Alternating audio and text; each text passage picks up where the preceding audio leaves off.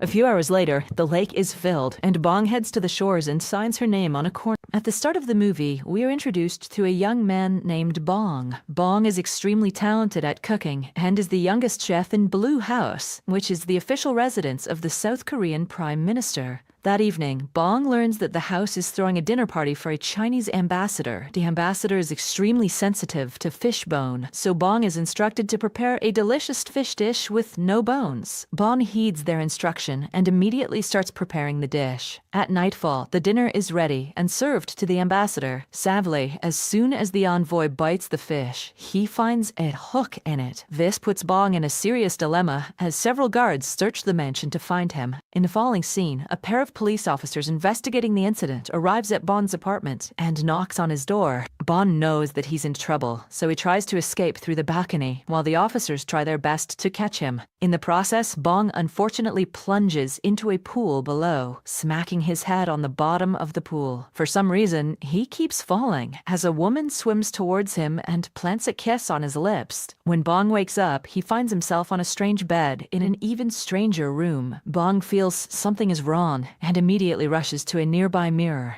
His reflection surprises him as Bong discovers that he has become a woman. He contemplates for a second, but finalizes that he must be dreaming due to the fall. Bong creeps out of the room to figure out what's going on, but finds dozens of women outside who bow and refer to her as Your Highness. Surprised by this, Bong runs outside the building, but suddenly feels cold in her crotch. This is when Bong realizes that she has lost her banana.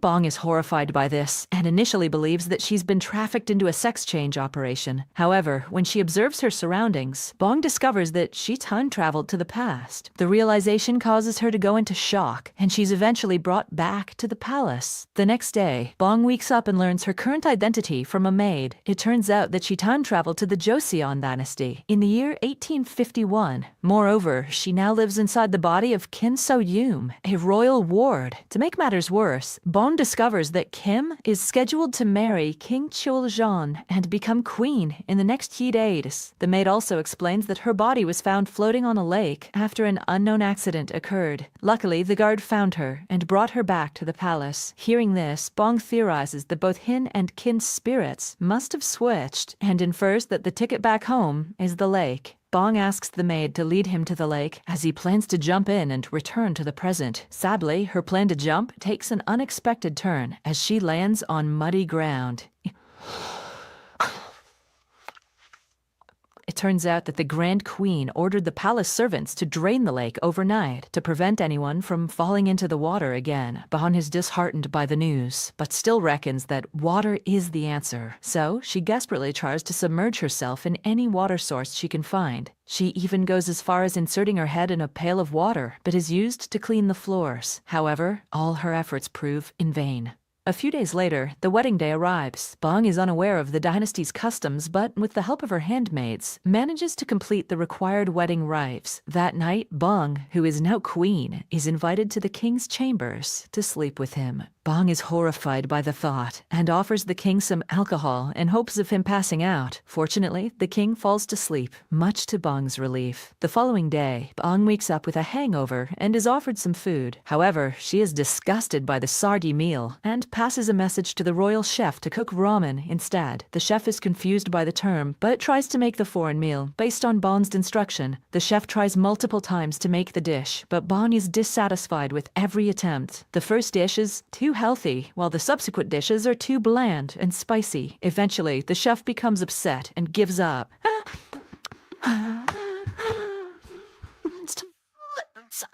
Asking Bong to cook it herself. Bong, who still remembers her culinary techniques, decides to prepare the dish herself, which is pretty sweet because she could have had that cook killed for that whip. Bong enters the royal kitchen and immediately picks up a knife. Her maid is worried because the queen has never attempted to cook since her childhood. Hence, the maid, alongside the other servants, expects her to make a mess of the kitchen. However, Bong starts cutting the vegetables with great speed and precision, much to the servants' surprise. She cuts everything perfectly and at the right size, ultimately creating a perfect dish. Bong takes the ramen back to her chambers and enjoys the meal with her right-hand maid. Back at the kitchen, The chef is envious of Bong's cooking abilities and proposes that the food simply looks good but doesn't taste nice. To test his theory, the royal chef tries the leftovers remaining in the pot. However, as soon as he has a bite, he is amazed with how good it is, so much so that he even drops his damn spoon.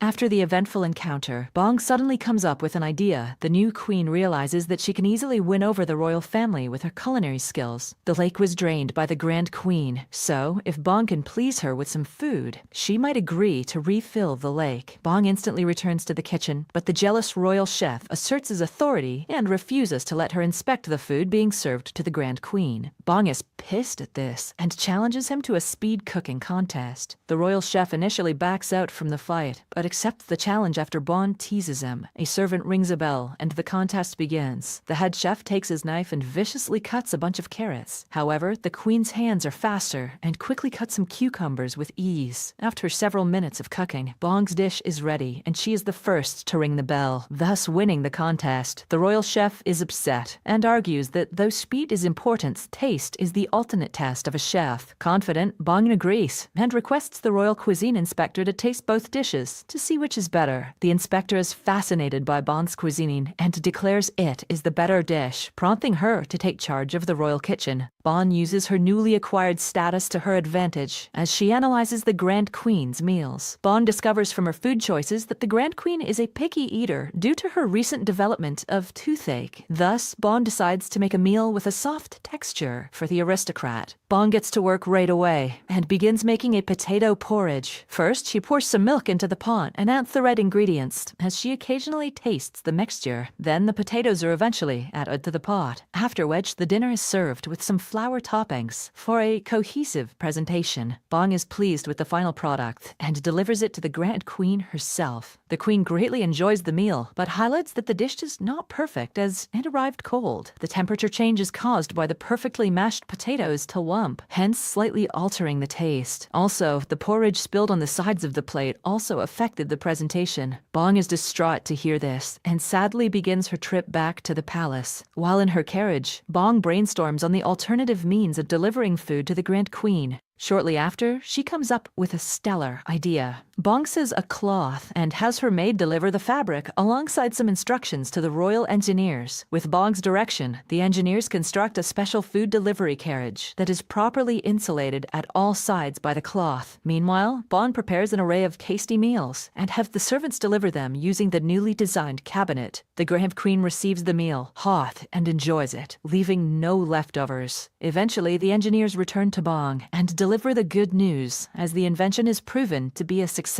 A few days later, the king organizes a huge banquet and invites delegates from all over the country. Unfortunately, the cooks get sick on the banquet day, and the royal kitchen is short-staffed. Bong notices this and decides to help out. She disguises herself as a man to sneak out from the banquet and enters the kitchen. Bong discovers that the pantry is low on ingredients, as the groceries which were meant to be delivered that day didn't make it. With limited resources, Bong has no choice but to get creative. The queen, alongside her housemaids, prepares a simple but unique dish of potatoes. Bong peels and wraps the potato around a stick and deep fries it, making it crisp and crunchy. The guests are initially unhappy when they see the first dish, as they expect something classier for a royal banquet. However, as soon as they try the unique meal, their eyes shine in approval as they marvel at its taste, and thus fast food was born. Bong's second dish is a bit more tasking, as there's no meat in the kitchen. She creatively decides to use beans to make a veggie burger with a tomato relish at the sides. Bong is pleased with her invention and names it McDonald's.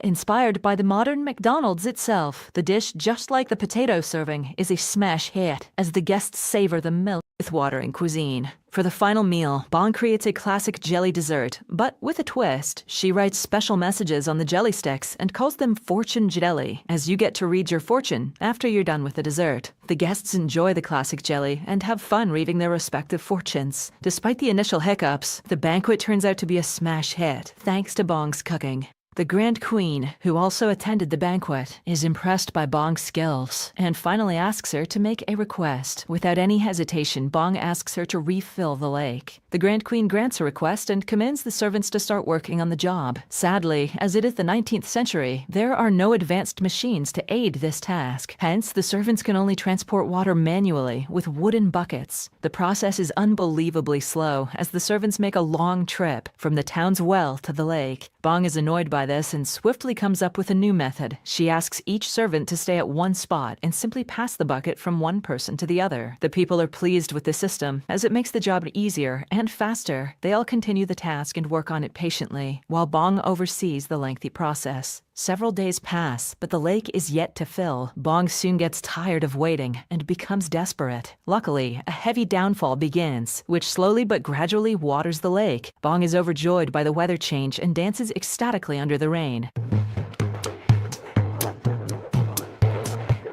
A few hours later, the lake is filled, and Bong heads to the shores and signs her name on a cornerstone, after which she jumps into the lake and sinks underwater, just like she did at the start of the movie. When Bong wakes up, he is astonished to find himself in a hospital and sees an officer sleeping a few meters away from his bed. He quietly tries to slip out, but the officer wakes up and a swift chase ensues. Bong manages to get away from him, but two more officers show up and corner him. Desperate, Bong jumps down from a high platform, escaping the men as he races down the street. He immediately heads to a public library and searches for a history book. There, he finds a publication about the Joseon dynasty and smiles, knowing that he has now become a part of history. However, his nostalgic trip down memory lane is swiftly interrupted when the chasing officers arrive at the library. Bong tries to escape once again, but the officers explain that they aren't there to arrest him. It turns out that the present has been changed due to his time travel to the Joseon era. Now he is not being chased by the police. Instead, they are there to protect him, as Bong is now a whistleblower and exposed a high-ranking official for corruption.